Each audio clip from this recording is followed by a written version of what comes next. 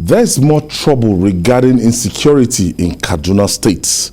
Terrorists have killed 17 soldiers in an attack at the military base in Polwire, Birnin-Gwari Local Government Area of the state, and wounded 40 soldiers. The terrorists stormed the military base on motorbikes in large numbers and engaged the soldiers in crossfire for more than 2 hours. 3 civilians were also killed in the attack. Dari, this is audacious.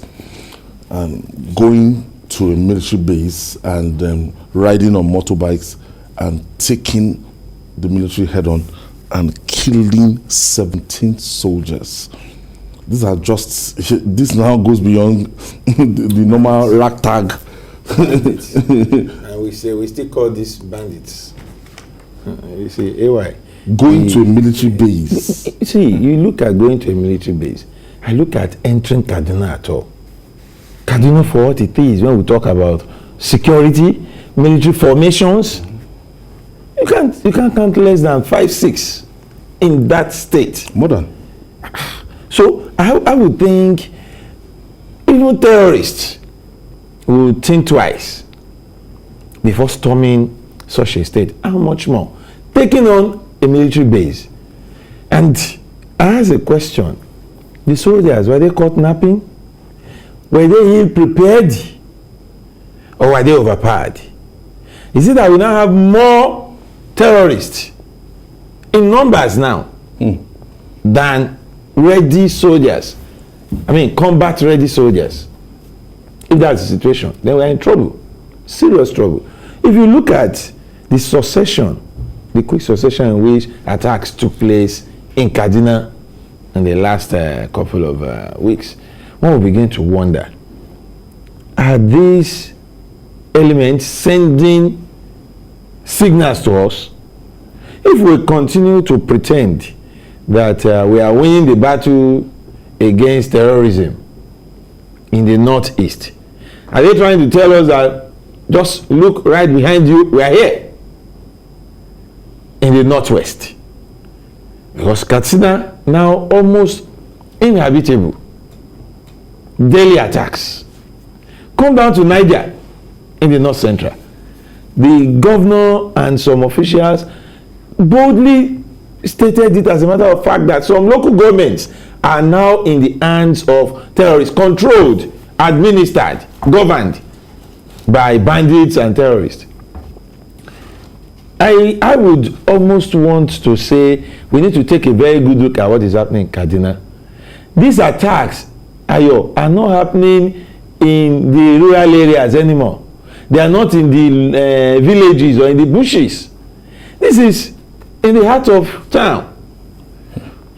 In places where one would expect to be most secured, having military formations.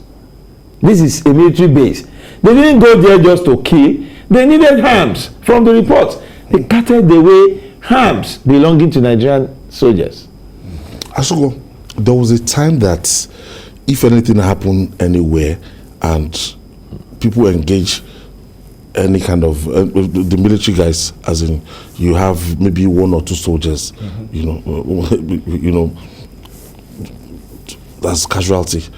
You know that the whole area, they will know that they're in trouble, that they will relocate from that place, yes, because you know that, not to talk of a situation whereby 17 soldiers.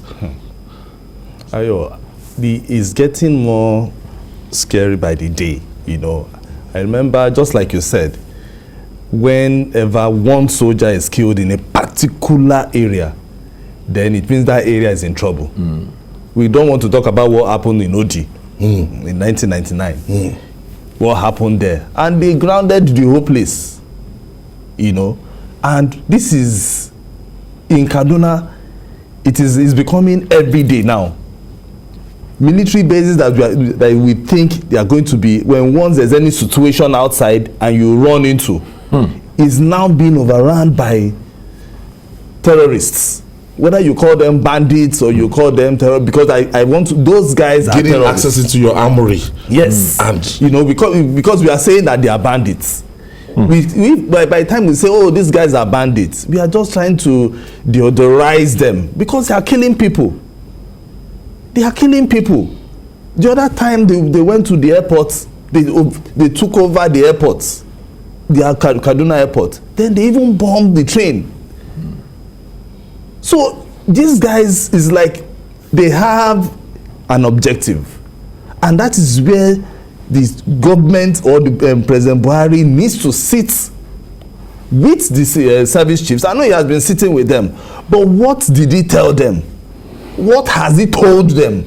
Because Kaduna is not just any state. Just like Dari said, it's not just any state. Kaduna is where we have most, if not all, the military formations in Nigeria. We have one deep there. Nigeria Defense Academy, Ayo. You remember the attack Nigeria Defense Academy? Till today, we've not heard the reports. We don't know who has been prosecuted. No. That one has been swept under the carpet. We still have the Air Force base in Kaduna. And if these guys are targeting, because if anything happens to Kaduna, Ayo, that is where our armory is. No, one division, the foremost yes, division. The armory that all military bases in Nigeria, where they get their armory is in Kaduna. So we need to start thinking, why are they targeting Kaduna? The government needs to start thinking. We that were in the south, we also have to start thinking, why is Kaduna? Birnin-Gwari is big. It's 5 times bigger than Lagos. In fact, those guys, they have a forest that they stay. So why can't we just bought Tucano, for crying out loud. We shouldn't, that's what I'm saying, we shouldn't call them bandits. Call them terrorists so that we can use the Tucano on them. And these same guys, the so-called Ansaru group, they've been disbanded. The government listed them amongst terrorists. So we can use our Tucano on them. So we shouldn't keep we didn't bring Tucano for it to become an antique. No, it's for us to use the Tucano on people who do not want us to have peace. So the federal government should start looking at that level. If they are in the forest, they are in Birnin-Gwari. Look, 5 soldiers, that is 17 soldiers, 17 soldiers whose families will be crying now.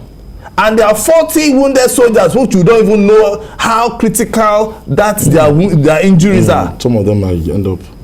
And 2 civilians who are just vigilante group. So the government needs to step up and stop these guys from moving up and down in Kaduna.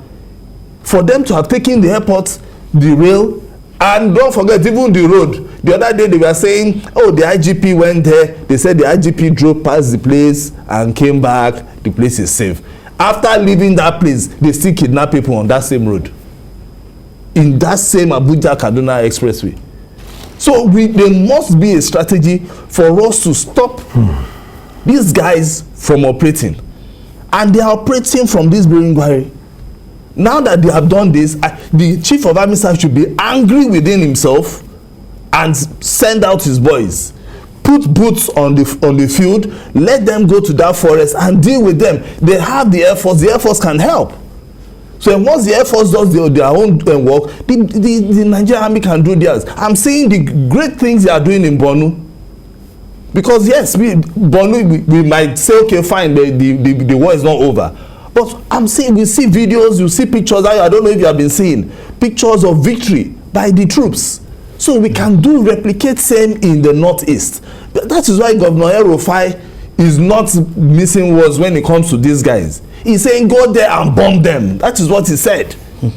So he doesn't want giving these people using kids' gloves on them, it won't work. Dari, why do you think the attention is now shifting to Kaduna? It used to be Zamfara. After Zamfara, it used to be Niger. Right now, Zamfara is consistently in the news for Kaduna. That of Kaduna. You see, anyway, the truth of this matter is that we are at war. And the earlier both our leaders and we, the followers, agree on the fact that this is a full-blown war, the better for us. It was northeast. And then while it appears that, we are having a grip on what is happening in the northeast, these criminals shifted base they are giving the impression that the Nigerian army or the Nigerian government cannot at the same time keep the entire country safe. That's the impression. If it was Zamfara, and then the president talked tough enough for the military heads to move into Zamfara, secure Zamfara and get things better, then suddenly it is Kaduna. Don't forget that at a time it was Katsina. They left Katsina. Now it is Kaduna. They are trying to send this message that look, you cannot secure the whole country at the same time. And you know, when somebody said the government that cannot secure the country has lost moral justification. It is not a common saying. It's a proverb. It's a statement of fact that we have a situation. Kaduna is in the news. The governor has told those who care to listen that he is, perplexed, is tired, and it's not as if he's not proposing solutions or possible ways of handling. He said he wants mercenaries. He said he may be forced to bring in mercenaries. Some people were putting to say that will not be allowed, but what will be allowed? What solutions are they providing? He said, bomb these guys. We know where they are.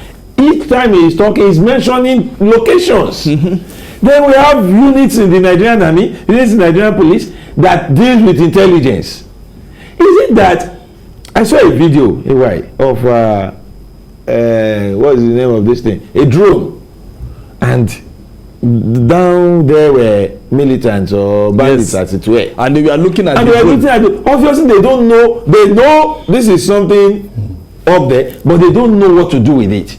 They don't know how to handle it. That's an opportunity. We have their videos. Are you going to say we cannot use the aerial view to determine where this is? Now we have Tucanos. We have bombs.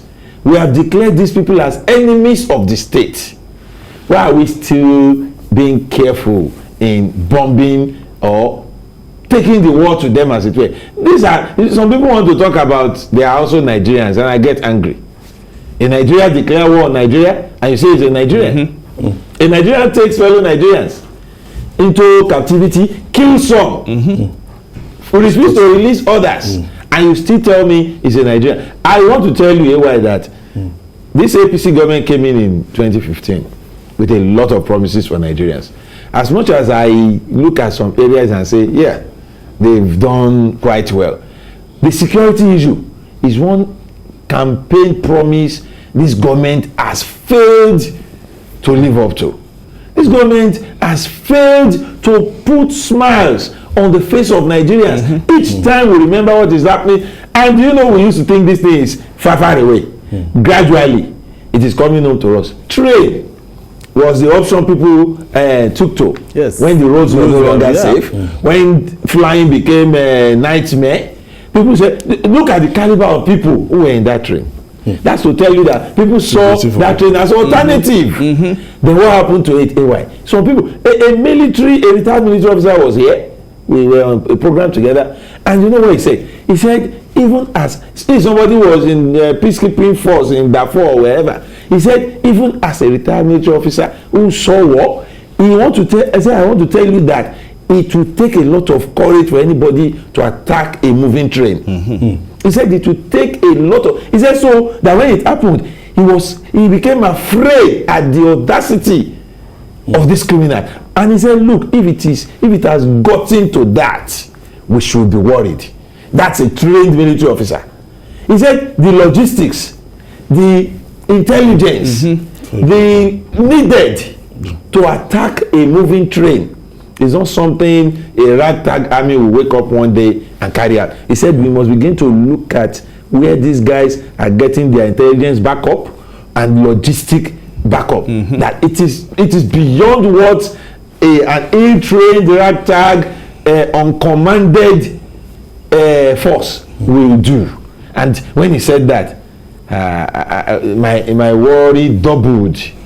And I began to look at it that, simply put, these guys are no longer just fighting to get attention. They are no longer kidnapping to get money. They are waging a war which they intend to win. Are we going to keep watching them? Are we going to surrender to them? Because what is happening is, it looks like a surrender. If they strolled into a military formation, a military base, killed soldiers. Do you know, I've been waiting since this happened to know the number of bandits or terrorists killed. I've not had any. I've not had, and I'm sure if there are, they'll tell us. I've not had any. Why would say 17 soldiers have been killed, 40 wounded? Those are the people I'm relying on to protect me. Okay? So, as well, in terms of doing something differently, it's becoming perennial that we have this kind of attacks and everything.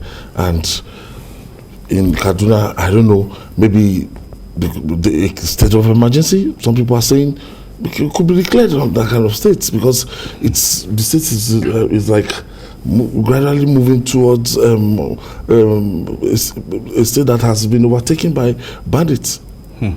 Well, that is an option, but before the president will want to declare a state of emergency, he has to weigh all the other options, and weighing that other options is trying to move, ground troops, as in moving his entire military arsenal, either to the forest, which I think is called Kamuku Forest, because that is where I heard these bandits are bandits. Because that forest, they said, is notorious. Is as large as it crosses up to 5 states, different states. In fact, they say it is like the Sambisa of the North Central. So if the government is going to bring that option, the first option should first, let's gather enough intelligence where these people are. Now, the same bandits that attacked the train, till date, we've not heard if we've been able to track them where they are. They've not even gotten in touch with. At least they have unlinked some SIMs. Abi? So we have the machinery, in quote, for us to know where most SIM cards, where some calls would have come from. So the GPRS should be able to get that information, and then we can trace. So by now, the Ministry of Communication should be able to tell us what the effort they have made in collaboration with the Nigerian military, so that they will be able to trace that and track those guys and bring them down. That is one. Before we begin to talk about the state of emergency, because the president will have to look at all the options. But me, I do not. If the state of emergency is going to bring peace in Kaduna, like I was telling you, where we have in military formations, where we have virtually everything that concerns our military, one state that has everything that if they declare war, we want to declare war with any country, we start from Kaduna. The president will have to sit down and see if the state of emergency will be good. Larry, some people are saying that it's not possible for this kind of attack to take place without insiders, without having collaboration with terrorists, some military guys, that it's not just possible. They would have done their own assessment, they would have seen the number of soldiers on ground, would have seen how the logistics, the planning, the information needed. Because you don't just leave your base and on a motorbike and start riding towards a military base to go and fight. It's not like fighting on the streets of Bariga with bottles and a knife. No. You need to know what you are going to meet. So, do I need anybody to tell me? And those guys are coming with bikes. So they should have heard. They know. I don't need anybody to tell me. And you know the number of kilometers. They rode all through the state, from where they were coming, from the forest, and nobody alerted the military base. I don't need anybody to tell me there are inside informants. And that is why I tell you, I am worried. I am worried because even before the fight is over, some of our men are surrendering. Surrendering in the sense that they are aiding and abetting these criminals. When you do that as a military person, you are surrendering the war. And that's why when you spoke about the issue of declaring state of emergency, I would readily say I won't subscribe to that. I'll tell you why. Why do you declare state of emergency? Because you think the military will do better when they're in charge. Is it the same military that cannot protect their own base? The military whose commander was kidnapped, taken away. You said it. When you fight soldiers in Lagos and you as much as slap one, the whole community will evacuate, because you can be sure that when they come back, all hell will be let loose. But it's no longer the same. A commander, a general, what kidnapped, later released. I've not heard of any action on the part of the military to show that we are going to ensure that these insults does not get away undealt with. If the soldiers, the military can no longer protect itself, then if you declare a state of emergency, you are just wasting your time. I think we should pay attention to whatever it is that is wrong with our military. Is it the chain of command? Are they not getting the right command? If so, then let those who should give the right command give it now. Let's stop pandering to the whims and caprices of politicians in dealing with security issues. It will help us. It will not.